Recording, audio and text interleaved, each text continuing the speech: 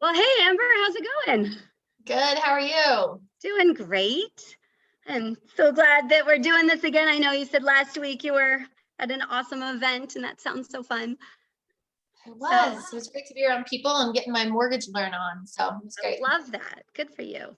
Fantastic. That means we're that much closer to getting normal. So I know Getting there. Yes.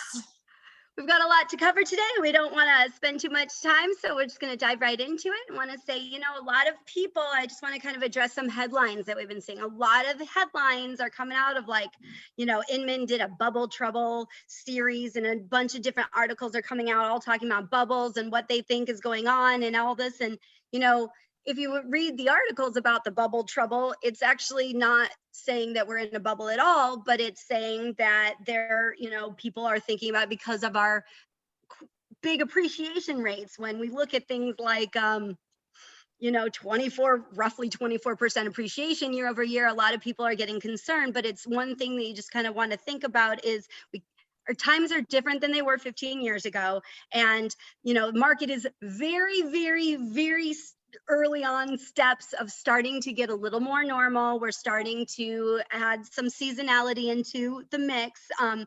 Here in Phoenix in March, we had 10 buyers for every listing, and today we have 5 buyers for every listing. And that still, just despite the drop in demand, prices are still going up because 5 buyers for every listing, only 1 buyer can buy a house, so you really want to think about, don't let these headlines scare you. Don't think about how, whatever happened 15 years ago. We just need to think about, today's buyers are very educated and they know what's going on. They're paying attention.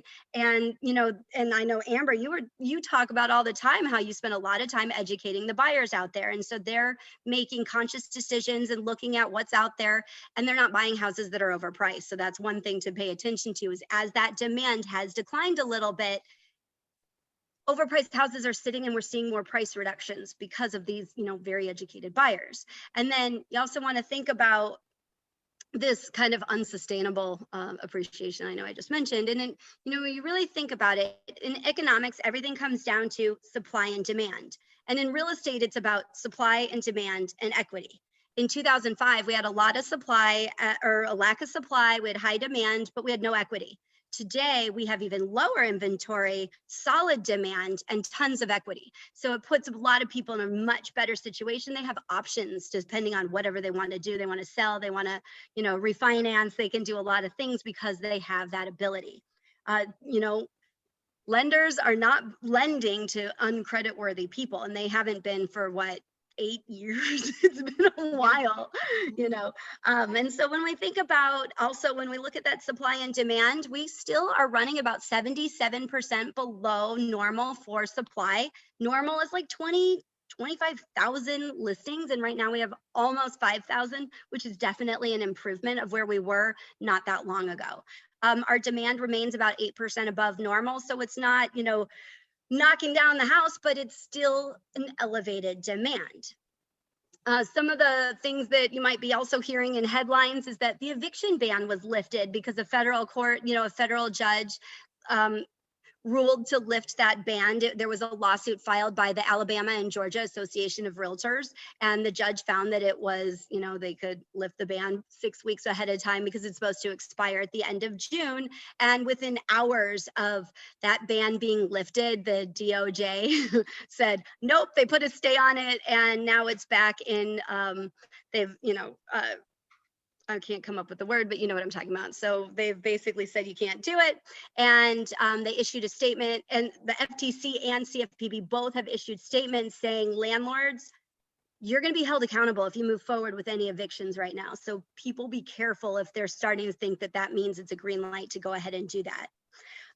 Last thing I want to share is, I was just telling Amber this, I think it's so interesting, I hope I say it right, but basically loans that originated, or about 2% of existing loans today originated between 05 and 08.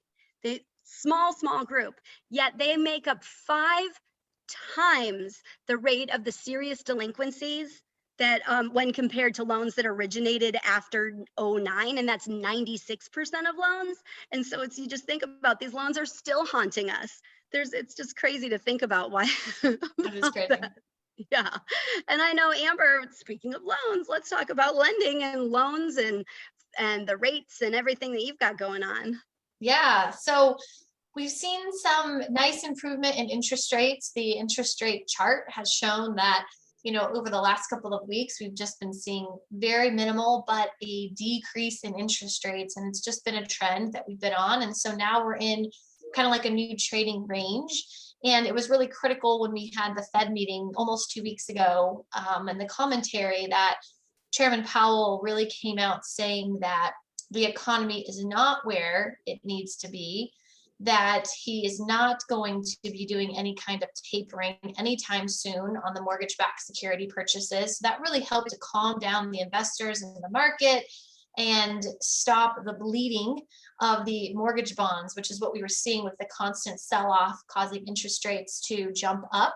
He addressed inflation, saying he's okay with it being above 2% for a while. He knows that it's going to be higher and that it'll likely come down. They're doing what they can through stimulus to increase our economy, to boost it. And so they're expecting that to happen. So unlike the previous Fed conference where he completely spooked the markets and interest rates spiked up, one of the fastest spikes we've seen in the last decade. This time he was really good about how he shared his message, and we've seen interest rates continue to improve just a little bit. So we're back in, depending on the client, high twos, low threes, somewhere in this range, which is really phenomenal. And so continuing to remind our clients that we cannot time the interest rate market, that the best time to buy is right now. And our continual education to clients is, how do we structure an offer that's going to win? And why do we want to do that? Because if you sit on the sidelines for 30, 60, 90 days making offers and not winning, what is happening to that home price over that period of time? And do you really want to spend 10, 20, 30,000 more for the same house just because you are not writing a competitive offer? So we're still seeing obviously tons of demand and multiple offers, but really helping to get those structured properly. So that has been the name of the game right now. I think that's super interesting. Do you think, Amber, the reason that the rates have dropped and stayed low is because of the Fed? Or do you think because it was unexpected, right?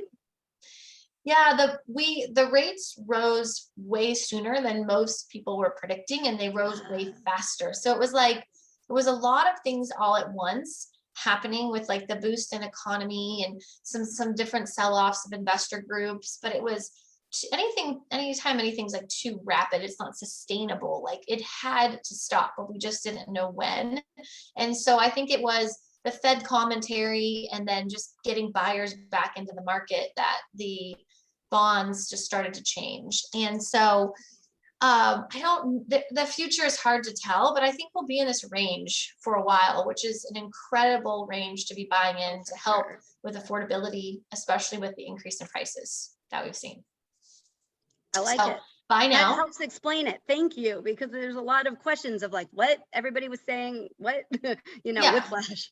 Yeah. It's a roller coaster, but we can't worry about where the rates are. The rates do not affect the home price appreciation if you look historically back, but people are still worried about it. And when they're paying more for a house than they're expecting to pay, and 10, 20, 40, 80,000 over list price, they just start to like scrutinize every dollar. And so when the interest rates are going up on top of paying a premium for the house, I think we get a lot of like buyer's remorse and just questioning, is this the right thing to do? So and then Sarah and I have a class that we want to make sure you knew about. So this Friday, we're hosting a 1031 exchange class, which we've had a ton of great response on.